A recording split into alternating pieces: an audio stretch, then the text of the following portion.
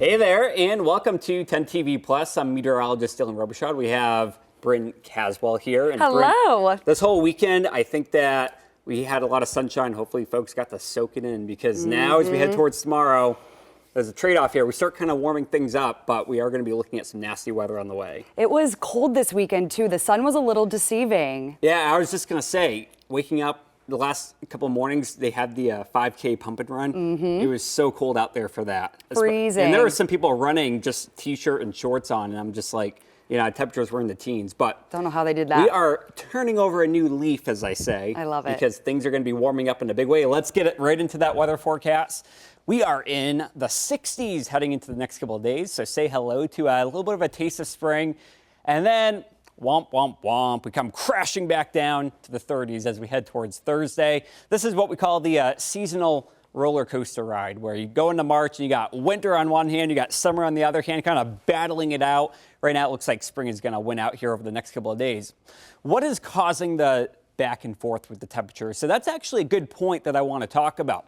It all has to do with the jet stream. That is the culprit. Right now it's been farther southwest, so that tends to make things colder. Check this out, though, right here, okay? Watch it with me. That warm conveyor belt coming in from the south, that is about to allow temperatures to warm up to the 60s heading into the next couple of days. So it's about to get a whole lot toastier out here.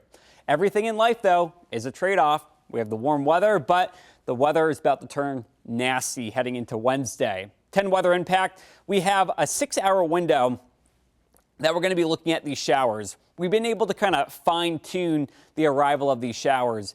Downpours, strong winds. You know what, folks? We kind of dodge a bullet because in the deep south, they're talking tornadoes, possible power outages from strong winds. We get lucky because none of that will be a factor here. But take a look at this, okay? We got a beast of a storm. Counterclockwise spin, strong upper level low. Take a look at all that moisture coming in from the deep south. And I mean, all these things kind of work in tandem with one another. And that axis of heavy rainfall comes in before sunrise on Wednesday. We actually get really lucky because the worst of the impacts will happen between midnight and 6 a.m. So unless you're going to be out traveling, I don't think that this will impact you too much. But this is about to be a pretty wild ride that we go on over the next couple of days, because right here, heavy rain, gusty winds, and then take a look here, low pressure. You are tugging in colder air from the backside. Look at this right here. By Thursday morning, we get rid of that low, and now we got cold air flowing in from the west. So we're actually talking the possibility of a little bit of snowfall heading into Thursday morning.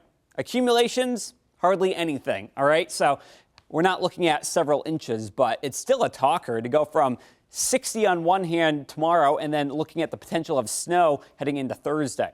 Right now, rain chances go like this. You see that 80% here on Wednesday morning? Don't let that fool you, though.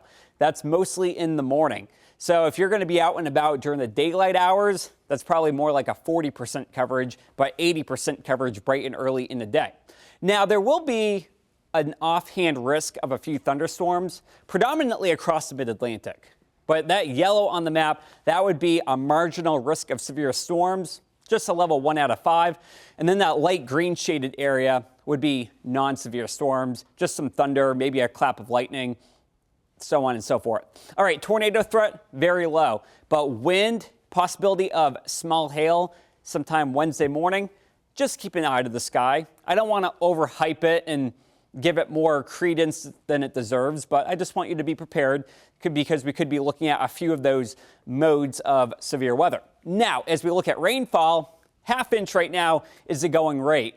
Some areas could be looking at lower, maybe 2 to 3/10 of an inch, but then some areas could be looking at much higher amounts. Look at Caldwell, Cambridge. And I am buying into what these models are showing because most of the steady rainfall will take place across the eastern sections of the area.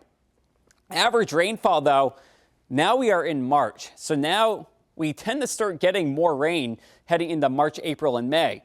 And as we head towards June, July, and August, those are typically the rainiest months of the year, as we average around 4 to 5 inches of precipitation. But from February to March, typically we see more rainfall, but it's also mostly from thunderstorms too, because we get more storms in spring and summer. Now, the wind will be the other part of the weather pie that we're tracking on Wednesday. Take a look at this right here. So waking up 9 o'clock in the morning, hey, we can live with that. Winds 25, 30 miles per hour. That's not bad. Look at this, though, right here. All right, 2 o'clock in the afternoon, Urbana, Washington Courthouse. Some of these areas, we're looking at winds around 40 miles per hour. And then the winds continue through Wednesday night. By Thursday, it'll be another blustery day. And as temperatures drop down here on Thursday, the wind chills are going to be whipping out there. That part won't be too much fun. All right, so heading into the next couple of days, here's a look at your Wednesday outlook. And again, what you see is what you get. Sustained wind gusts around 35 to 40 miles per hour. That's in the metro area. So you head outside of the metro, could be looking at winds even stronger than that. And then on Thursday, take a look at that, a 21-degree plummet in our temperatures. And heading into Thursday, we're going to be looking at pretty decent rainfall here across the region, about 1/2 inch expected. And then heading into the weekend, we are back into the 40s. We are tracking another system by Saturday. All new model information that we got today now shows that things are probably going to be more wet than white. Northern Ohio, northern Indiana, like Fort Wayne, Detroit, Michigan, they'll be looking at snow. We're going to be on the warmer periphery of this system. So that means that it'll be all rain here across parts of central Ohio for Saturday. Heading into Sunday and Monday, though, we are back into the middle end of the 40s, which is about where we should be for this time of the year. Temperatures will be much, much, much cooler for the weekend. By Saturday, tracking that next low by Sunday, 40s. So not too bad, but we have a couple of hurdles to get through before we really start getting into that spring weather. That's 60 on Wednesday, though. I know it's going to be rainy, but it's going to feel better. It's definitely going to feel better.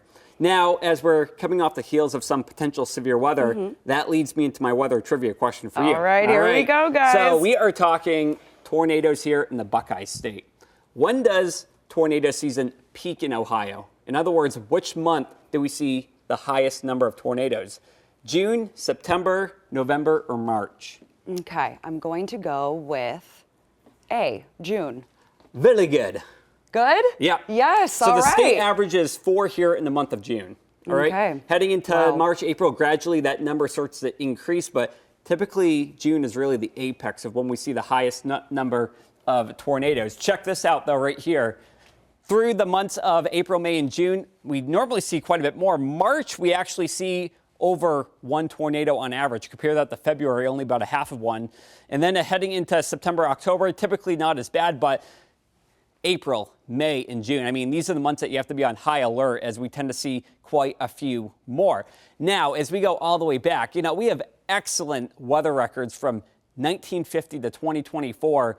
And this is tallying every tornado that we've had in every month for the last 75 years. So we have a pretty good pool of data to look at here. And June is consistently the most tornadic month, but don't ignore May either, because we've had 291 tornadoes in the month of May.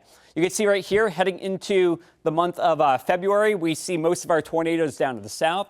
And then as you head towards March and then April, typically as the jet stream becomes a lot stronger, we take that severe risk and we push it further to the north. For May, this is where things really get going, the Central Plains. Then eventually by the summertime, the Northern Plains really get hit hard. And then the Midwest, so Illinois, Indiana, and parts of Ohio tend to see a lot more tornadic weather heading into June. July, though, things begin to gradually improve. Then heading into parts of September, again, heading into the fall months, it's not typically as bad. But it's pretty interesting. It's all based on location, location, location. We here are in the mid-latitude, so it's normally a bit later, around April, May, and June. All right. Wow, very interesting. Thank you for all that. So did that excite you? It did. Lots of cool stuff. It's important info. Everyone needs to know about it. Hey, I love this stuff. I eat and breathe this type of stuff. So. Well, you're in the right field then. Anytime you have a weather question, I'm your guy. All righty. All right. Well, that will do it for us here on 10 TV Plus. Jerry Martz will have the forecast tonight at 6 o'clock.